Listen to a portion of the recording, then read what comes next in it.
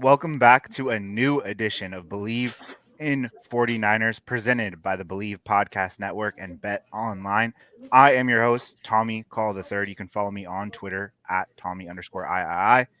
Riding shotgun with me here, as always, on Believe in 49ers is Evan Giddings live from Levi Stadium. Evan, I want to get right into it. The 49ers are coming off an ugly loss. I think we can classify it as that. You are there at Levi Stadium as we are recording this podcast. Describe me what's the setting like? How was the feeling in the building on Sunday against the Chiefs? Well, if you're a fan of the defending champs, I think the vibe is good. But if you are a San Francisco 49ers fan, I don't know how you can feel good about this game. I mean, I think that the defense did some things that was nice. The offense was not very good in this game. And I think overall it was just a dejected mood, in the locker room. I went to both sides. The Niners was somewhat sullen, pretty quiet. I think understanding of what happened and what transpired today. And Kansas City was very businessman-like. I mean, they weren't celebrating, they weren't gloating. They weren't acting like they hadn't been there before, because they have. And I think it just continues a long string of ownage. The Niners have never beaten an Andy Reid, Patrick Mahomes led team. And that continued today in relatively dominant fashion. Whatever the score ended up being, this was not a game the Niners were in my opinion, for all of maybe a few minutes at the beginning of this game, the first drive. And I think it was reflected in how many people didn't want to talk, or how many people didn't have the words on the 49ers side to describe what happened.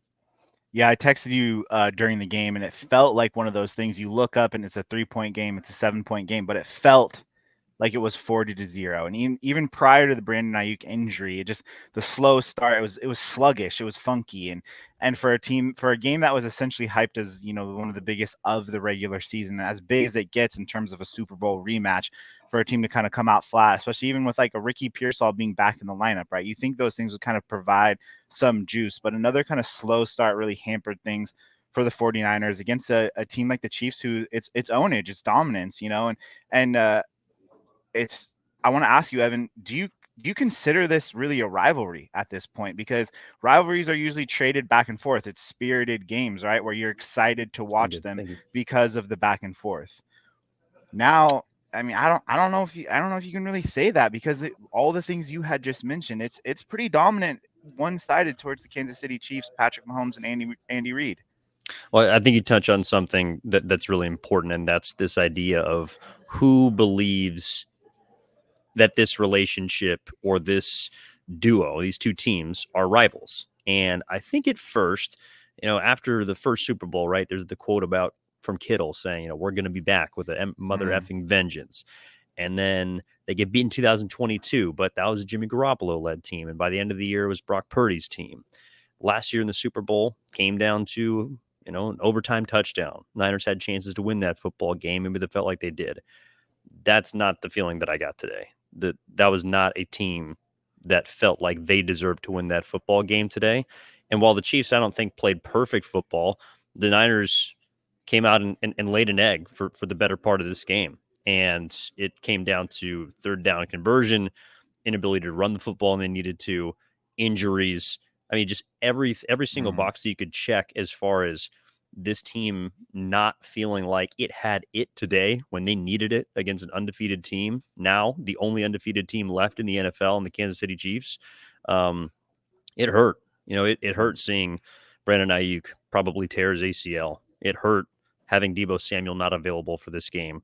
It hurt not having all the injuries that they previously had hamper this offense. And in spite of all that, they couldn't conjure up when they needed to, and the defending champs did. And I think that's why there was sort of an eerie silence for much of post game on the San Francisco Mm. 49ers side. We're going to dive into a little bit more of this game, break down a lot of different facets, because it's kind of a whirlwind, Evan. That feels like there's so much to talk about from one singular game, that not a lot ton of action came from it. Before we dive into everything, we have a quick message from our friends over at Bet Online. Bet Online is the world's most trusted betting platform and your number one source for everything sports betting. Every stat, matchup, breakdown, and even live odds and spreads to bet on during games. With the largest catalog of odds on everything from football, MLB playoffs, NHL, NBA, to political props.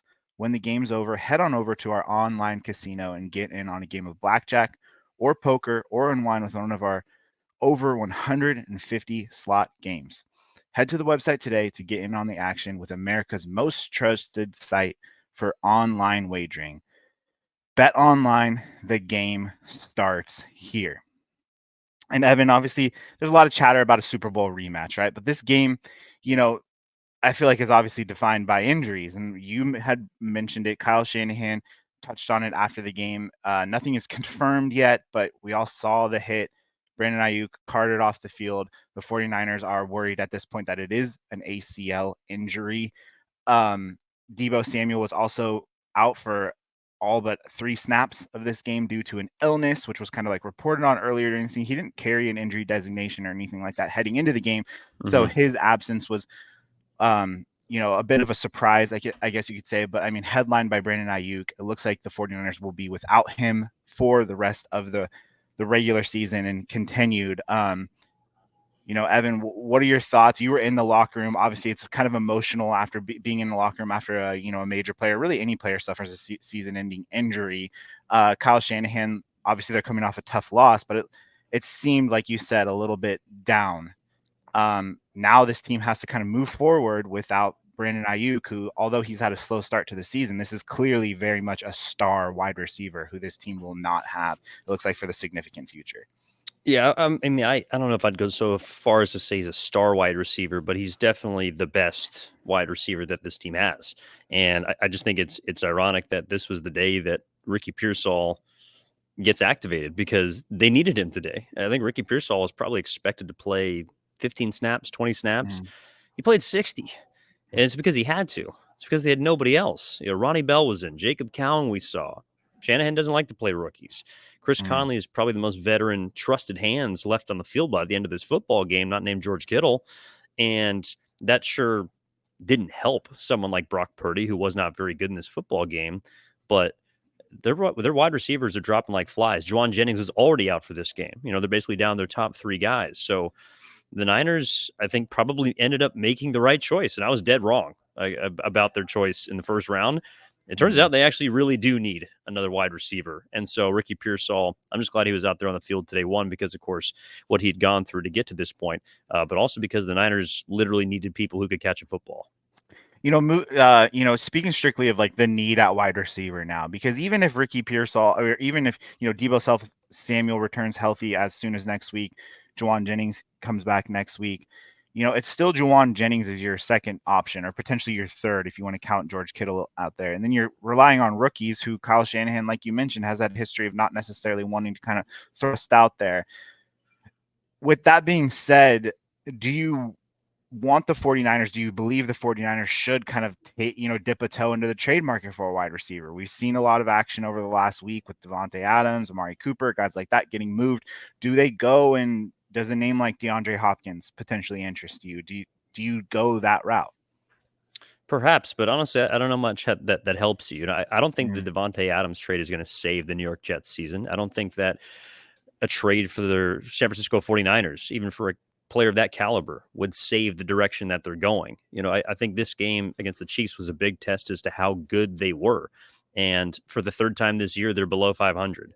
They're looking up again, trying to have a must-win scenario next weekend and get back to 500 before the bye. Their season is by no means over, but the 49ers have not yet proven that they can beat a good football team. And the Kansas City Chiefs might be the best team in football.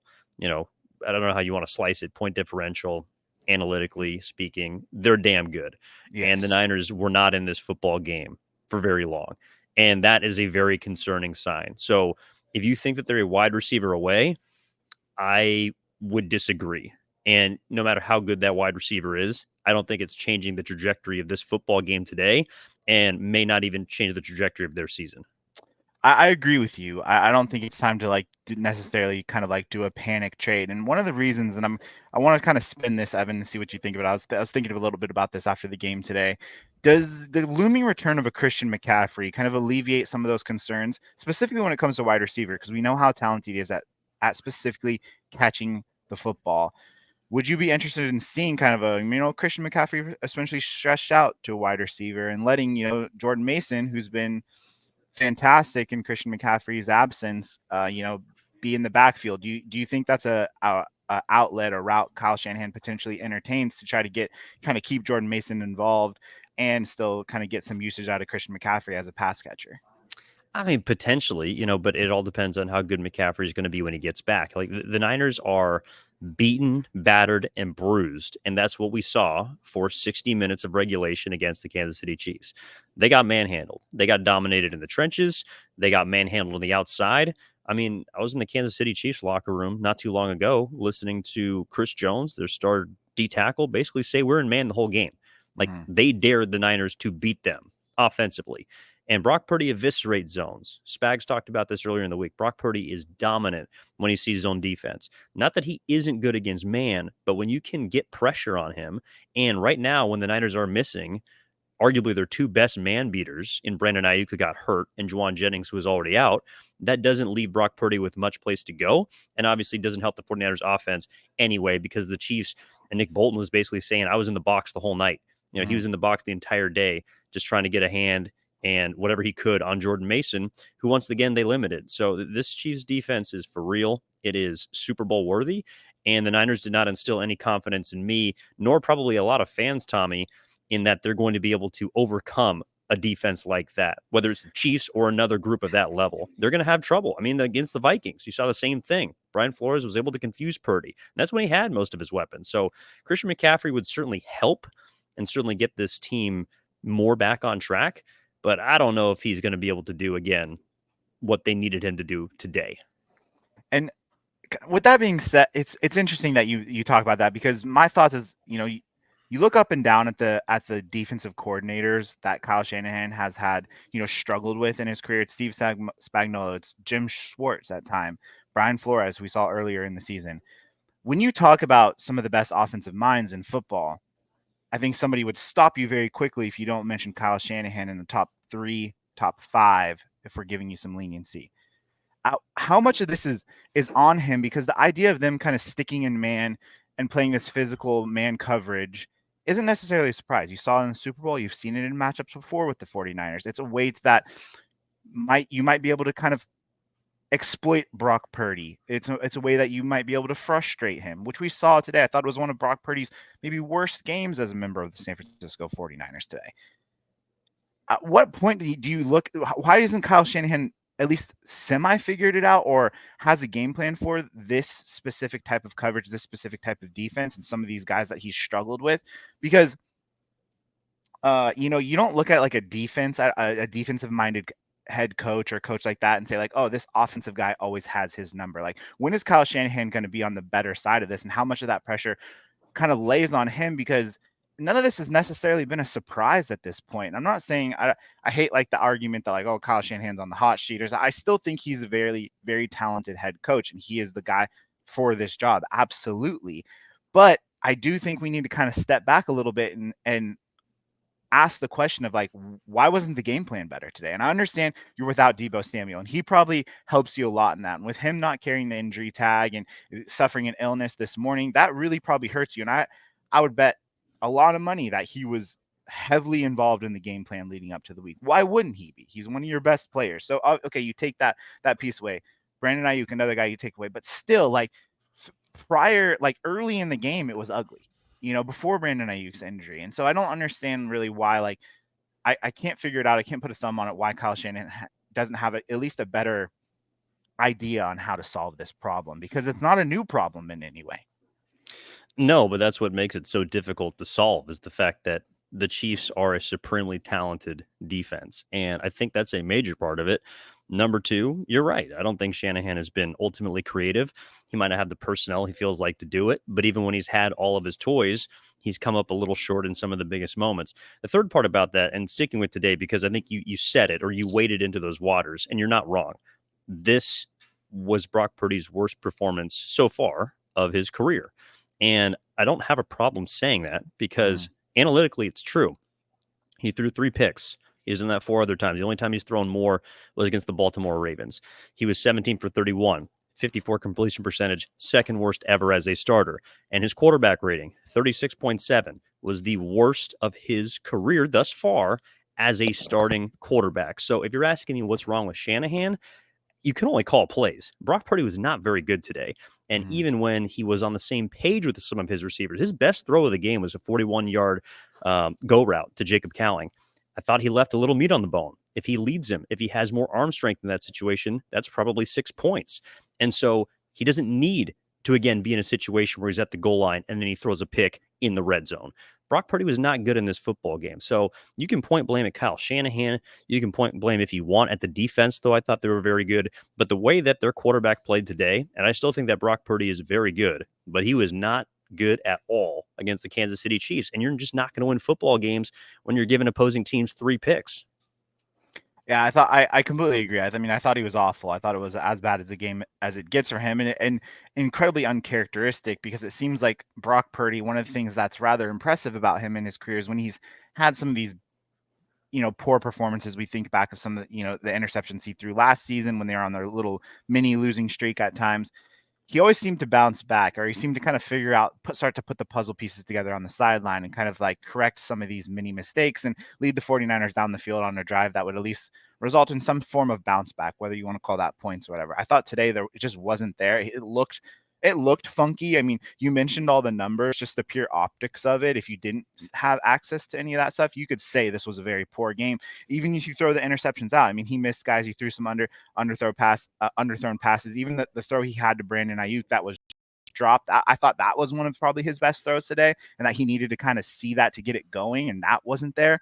It just was a really uncharacteristic performance. And I understand what you're saying about like Kyle Shanahan can only call the plays. I guess we here in the Bay Area have gotten comfortable putting so much pressure on him because he does carry that, offensive genius tag or whatever you want to say. And I still firmly believe that. And so when Kyle Shanahan comes up short in the creative department, I think it's easier to kind of come down a little bit harder on him. And you kind of lean on him to get a guy like Brock Purdy going specifically on a day like this. Or if there is, we'd hope to see a couple plays. Well, we did see it late with Jacob Cowing and stuff, getting guys like that involved. So that's why I think I particularly lean to be a little bit more critical on him, because if you want to talk I think this game's the headline is, starts with Steve Spagnuolo's kind of dominance over the 49ers offensively, and we all knew that heading into this week. It just seemed obvious, and it seemed like a guy like Kyle Shanahan would be grinding to kind of stop that. But I mean, he didn't have everybody in the lineup today, so obviously I am giving him some leeway. But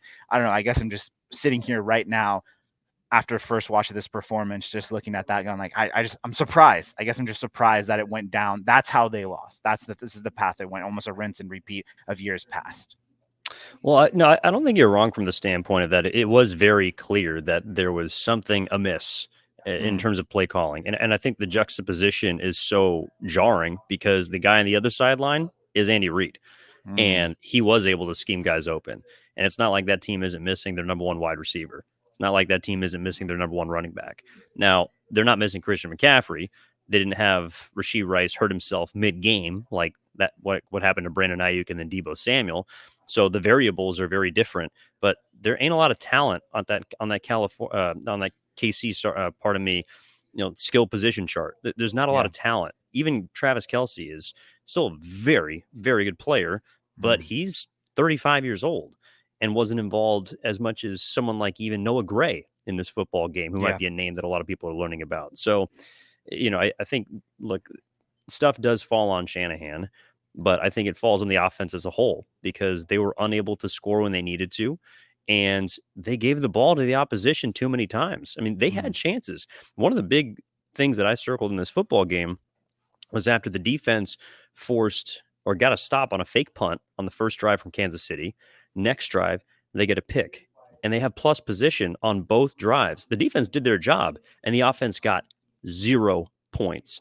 After the field goal in the opening drive, the offense, I believe, went 3 and out on both of those stops on borderline turnovers. One of them literally a turnover from the Chiefs. So, they weren't able to capitalize when they needed to. And when you leave opportunities on the table against a team like Kansas City, I just don't feel like you're going to win that football game. I didn't know it would turn out the way it did, a 10-point loss and more picks from Purdy and all the rest, but that was not a good omen to start with. And it's why there was, again, just such an eerie feeling throughout the entire evening afternoon here in Levi's, and I think the locker room was down because they knew they had chances. They just couldn't do anything with them. Yeah. You mentioned it a little bit briefly, and I definitely think we need to touch on this because I actually thought we've been very critical of Nick Sorensen, right? He hasn't necessarily his tenure as the defensive coordinator of the San Francisco 49ers hasn't necessarily got off on the best start.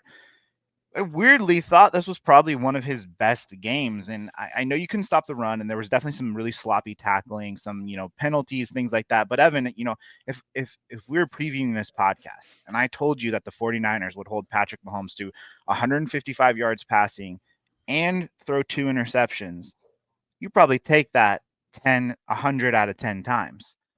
But with that being said, you go, okay, you're gonna have to stop guys like Kareem Hunt or Noah Gray, who you had just mentioned. Where Travis Kelce's not necessarily involved, I thought he was an absolute weapon in the run game. I think we don't talk a lot about Travis Kelce as a blocker. I mean, he was mauling out there today. He was a big reason why Kareem Hunt had a hot day. But if you go, Patrick Mahomes is going to throw for $150 with 2 interceptions, but you're going to have to slow down the combination of Kareem Hunt and Noah Gray. I mean, that's a win for the 49ers. But today, those guys did beat you. As we want to show some praise to Nick Sorensen. Still, those types of guys beat you. And so it's a little hot and cold, I would say, but I do think he deserves a little bit of credit for his coaching scheme. Because, I mean, I thought Patrick Mahomes played a pretty bad game, too. I mean, he had the big runs, the scrambles late, which hurt them. But overall, as a passer, was not his best performance. We've seen infinite times better from number 15 in the past. Yeah, I mean, I think the defense was solid today. It was probably a lot better than the 28 points that ended up on the scoreboard. We were talking about it earlier, Lorenzo, Neal, and I on 95.7 The Game's pregame show, and I felt like Brock Purdy needed to outthrow Patrick Mahomes, which he did, for the Niners just to have a chance to win this game. But the Chiefs, meanwhile, have the luxury of not needing Mahomes to outthrow or outpass an opposing quarterback to win. And that's because he's got a great defense, is because he's got an imposing running game. And I think the most important part that they found was continuity and chemistry, and what they have, really. And I think the defense began to find its own chemistry in a game like this that hopefully they can carry moving forward, because you got a good Dallas team offensively coming in next week. But I think Malik Mustafa looked very good outside of one, I don't know, truck-worthy play by Patrick Mahomes at the goal line. That was my last question I had for you. I was like, does that truck stick kind of ruin, erase the performance that he had? Because I mean, he was one of the most physical presence on the field until he wasn't. Yeah, well, first of all, funny story about that. So in the locker room, there were a lot of Chiefs joking about that play. And it wasn't like they were joking at Mustafa. They were just joking about the fact that everybody talks about Patrick Mahomes and his dad bod, and about how he doesn't look like a good athlete. He looks a little bit fat without the PH, and he still is able to make these kind of plays. Not just that play against Mustafa, but the one up the sideline where he sidestepped D. Winters and went for 33 yards. It was the most explosive run of the entire game. So Patrick Mahomes, the deceptively great athlete, and it was just hilarious how every single player in the Chiefs locker room was discussing that truck stick against Mustafa and the run up the sideline in reference to the dad bod that everyone continues to say that Patrick Mahomes has. And yet, I don't know, maybe it's just the best dad bod that's ever been invented. That's what I feel like everybody was talking about. I'm a dad, and I wish I could operate like that. Still have that going for me, even on my one day, Tommy, one day. Slow pitch softball, whatever type of rec basketball, whatever it takes. If I could harness some of that athletic ability. No, but also no. I was going to say on the defense, like I thought Diamador Lenore played really well in this game. One of his and he better was matched games up against a couple of very good receivers. Well, not necessarily great right now, but speed. I mean, he was on Hardman. He had the pick against Xavier Worthy. At times, he had to match up against Travis Kelce. I thought he looked really good in this game. The two edge rushers, Leonard Floyd and Nick Bosa, in the first half, I thought did a pretty damn good job of, understandably, killing two tackles that have not been very good this season, or they struggled, and where was appropriately so the place that the Chiefs were able to run the rock was on the interior of that defense. So, overall, I think they did a pretty good job at minimizing the flaws that we'd seen thus far. But again, when your quarterback gives the ball to the other team 3 times, it's just hard to win those football games. It is, and making things worse. And one of the I got just two more questions for you here on Believe in 49ers before we kind of put a button on the Chiefs win over the 49ers in Santa Clara. Making things harder for them all season long has been special teams. And this was really an exclamation point because we all know it's a problem. But still, in a game as big as this was, it was a glaring problem. And you start from the beginning of the game. And I know they stopped the fake early in the game, but the fact that teams are clearly seeing something's wrong and that they're having the chance to get away with stuff on special teams that the Chiefs are trying to test early on. That's just a red flag to me. And for them to not necessarily even be able to follow through. I mean, it seemed like every time Wisnowski was punting, it was nearly blocked. And these, I think what's hard is because like little mistakes happen, right? In special teams, like you're going to get your missed kick, you're going to get your blocked kick. It's part of football. No special teams unit is perfect. There's a reason they're on the special teams unit. But what makes this like concerning to me is Evan, this is like punt coverage problems, right? You're having guys fall, you're having big kicks given up every single week. I mean, it's an issue. And I was thinking about this, like Mitch Wisnowski going into the season, how many tackles do you think he thought he would have to make this year?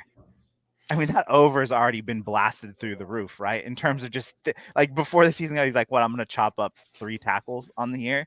I mean, he's already had to at least attempt 6 or 7. It seems like I don't have the numbers in front of me, but I mean, that over had to hit if you had that one on the betting card. Well, Um, well, no, I was just going to say, I think it's interesting you bring up that play on special teams because the couple that I noted, first and foremost, was the onside kick at the end of the game, yeah. which went nowhere and was, I think, kind of a symbol of the way that the day went for the Niners, which also involved Mitch Wisnowski. But then the second one was the decision to kick the extra point, which they ended up missing after their first touchdown, Hmm. instead of going for two, which would have, I think, made it Tied. 14-14. They It missed would the have tied kick. the It was game. Yeah. 14-12. Hmm. Yeah, but I'm just curious what you thought about that because that was a big topic of discussion here in the press box. Yeah, I don't necessarily understand the reason not to go for it. I think potentially because the 49ers run game was at that point relatively non-existent. And the 49ers had goal to go short situations, they've struggled.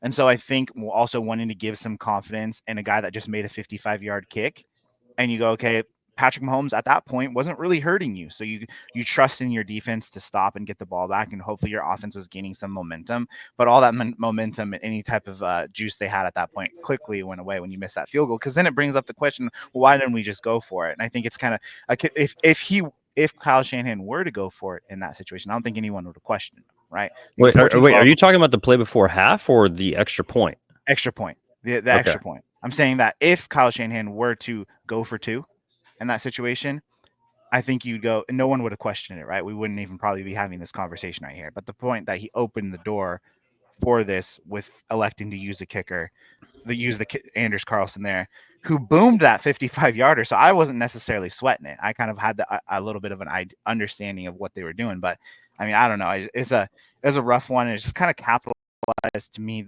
like some of these struggles that we've seen. I think you bring it up really well. We talk about this team is not the team from last year, right? Well, we never really had these concerns and question marks and kind of these talking points, at least last year, because they were so smooth. Well, this year it's been clunky. This team's struggled to put it into second gear, third gear, fourth gear, whatever you want to call it. And that to me, I think kind of speaks to this specifically because this is a conversation we probably shouldn't even be having because it just seems like that's where we're at with the 49ers at this point.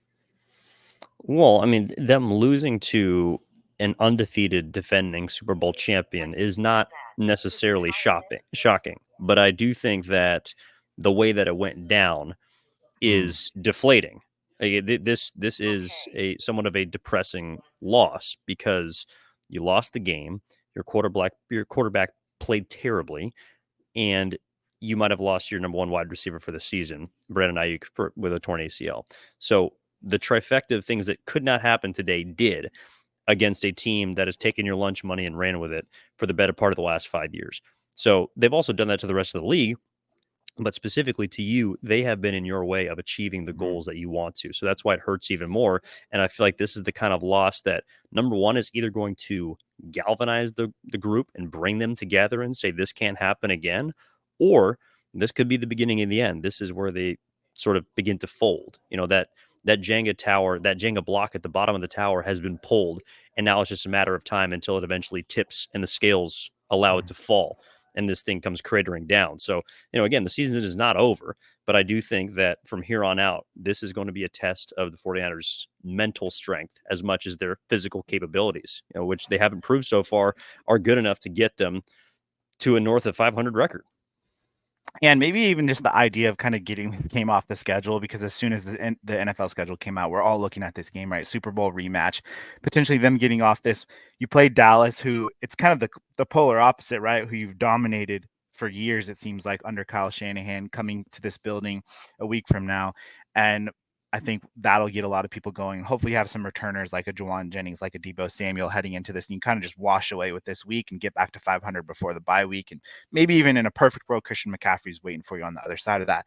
But that's going to do it for us here on Believe in 49ers. I'm Tommy Call III. That is Evan Giddings, who you can catch on 95.7 The Game in San Francisco all week, because Evan, it is, and if you're a 49er fan and you want to hide from football, which is something that I normally do as a football fan, when my team loses a tough game, just like to hide, don't even want to listen to it, barely flip on the TV all week. Luckily for those of you out there, you got Golden State Warriors basketball on, what is it, Wednesday? I believe Wednesday is Yep, opening in night Portland. in Portland. That is underwhelming as a season opener, as we've seen over the last little Steph Curry tenure here in the Bay Area. I'll throw you on this. I'll put some pressure on here. You got a hot take to start the Golden State Warriors season before we get out the door here on Believe in 49ers? Uh, yes. I Whoa. don't think that Jonathan Kaminga is going to get paid by, as we record this on Sunday, tomorrow, when Mm-hmm. he is due to either receive a rookie extension, which, by the way, I don't know if you saw, Tommy, but as we're recording this just moments ago, Moses Moody got a 3-year, $39 million rookie extension from the Warriors. I Got it. don't think that Jonathan Kaminga is going to get the same afforded to him because it would be a lot more money. And I think the Warriors would be wise to allow him to test restricted free agency. So I don't think he gets paid right now. And I think he's got to play the rest of this year out for a contract. Yeah. So that would be my hot take as we stand. Speaking to that, I think for the Warriors to be a playoff team, not a play-in team, a playoff team, it can't be Jonathan Kuminga as their second best player. I think it needs to be a Pods MC. I think it needs to be an Andrew Wiggins, potentially a Draymond Green.